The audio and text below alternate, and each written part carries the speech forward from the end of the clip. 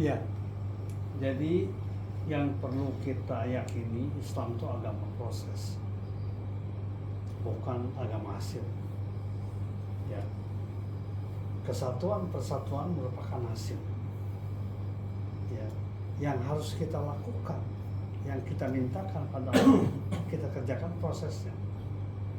Apa prosesnya? Tadi ta'liful qulub, ta'liful fikr, ta'liful hawa. Bagaimana kita misalnya sering bersilaturahim, itu bagian dari pembangunan ukhuwah. Ya, kita itu kan selalu mengatakan umat Islam harus bersatu. Kalau saya tidak, harus silaturahim. Umat Islam harus ketemu, harus dialog, harus bertukar pikiran.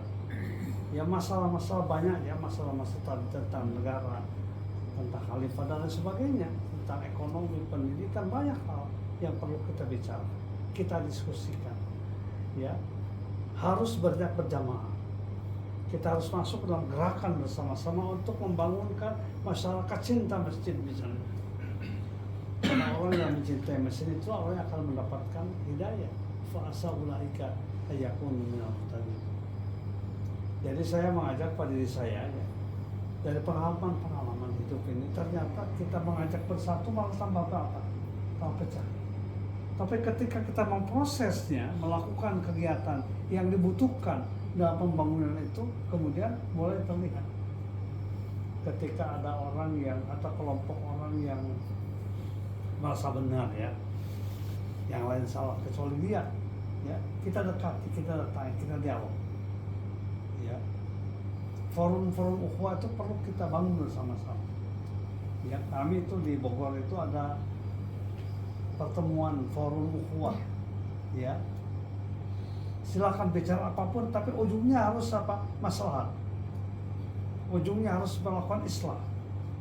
Tidak mengatakan harus begini, tapi mari kita sama-sama. Jadi ukhuwah itu bagian penting. Ta'liful qulub itu bagian penting. Fa'alafa baina qulubikum fa'asbahtum bi ni'matihi ikhwan. Fa'alafa baina qulubikum fa'asbahtum bi ni'matihi. Jadi fasbahtum min ni'mati ikhwan itu kan ada apa akibat hasil saja yang perlu kita lakukan. Fa'alafa baina qulubikum, ya ta'lif. Jadi kalau ketika kita banyak silaturahmi, kerjasama, bertawun, bersinergi, insyaallah ujungnya adalah, menurut saya adalah akan terjadi persatuan, akan terjadi kuat. Tapi tidak mulai dari situ, mulai dari langkah-langkah dulu. Ya, silaturahmi, saling bertahun, bersinergi, ya diskusi dan lain sebagainya. Saya kira ujungnya insya Allah, kalau saya tetap optimis ya, yakin. Kenapa ya? Yakin. Kalau setiap kali saya datang ke Pak Fahmi, itu selalu tambah yakin bahwa masa depan itu akan berpihak pada umat Islam. Ya, amin. Karena kita membangun generasi sekarang. Jailun. Jadi yang semalam itu contoh Jailun. Jadi bukan pribadi yang dibangun, tapi Jailun, generasi, yaitu Jailun Qur'aniyun Faridun. Generasi Al-Quran yang unggul, yang mumtaz. Ya. Dan kita sekarang harus dirubah ya, bukan membentuk pribadi muslim yang baik, tapi membangun generasi yang terbaik.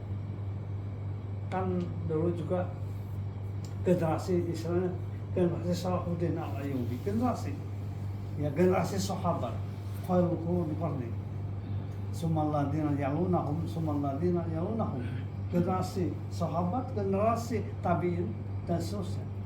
Jadi kita sekarang orientasikan pada generasi, pembangunan generasi, bukan semata-mata pembangunan pribadi. Ya, memang betul generasi dari pribadi, tapi kita tekankan, kita munculkan sekarang itu, kita berusaha membangun sebuah generasi yang terbaik, the best generation, ya, generasi yang terbaik, akhlaknya, karakternya dan sebagainya. Bukan pribadi yang baik, tapi generasi. Perlu generasi sekarang, perlu Jailun, ya, perlu satu gerakan bersama, ya, membangun generasi. Sekarang ini sebagai contoh generasi mungkin ya generasi GZ ya selanjutnya. Lahir tahun 2000-an tuh ya kesini, menurut saya generasi akan baik insya Allah. Ketika Pendidikan pertama itu adalah membacakan ayat, menerima ayat, memahami ayat, kemudian menghafalkan ayat. Kan itu tarbiyah Rasulullah.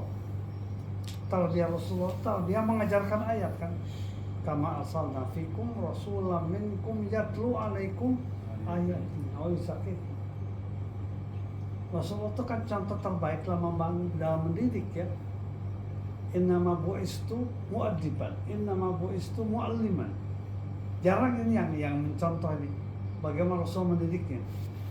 Ya, padahal pendidikan yang paling baik itu pendidikan yang telah dilahirkan Rasulullah SAW dengan menghasilkan sebuah generasi terbaik.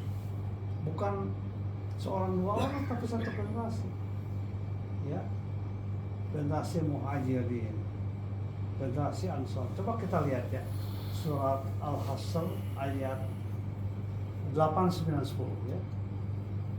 Surat Al-Hasr 8 itu kan generasi Ansar, generasi Muhajirin. Ya lil muhajirin ladina ukhriju min diyarihim.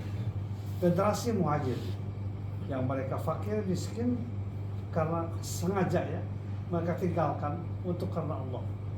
Yang kedua, generasi Ansar. Yang ketiga generasi ba'dal muhajirin wa ba'dal ansar. Dan ini menurut saya itu generasi kita ini. Yang ketiga itu ayat 10-nya. Ternyata cuma dua cirinya itu. Walladzina ja'alu min ba'dihim yaquluna rabbana ighfir lana wa li ikhwanina alladzina sabaquna bil iman wa la taj'al fi qulubina ghillan lil ladzina amanu rabbana innaka ra'ufur rahim. Ternyata dua tandanya.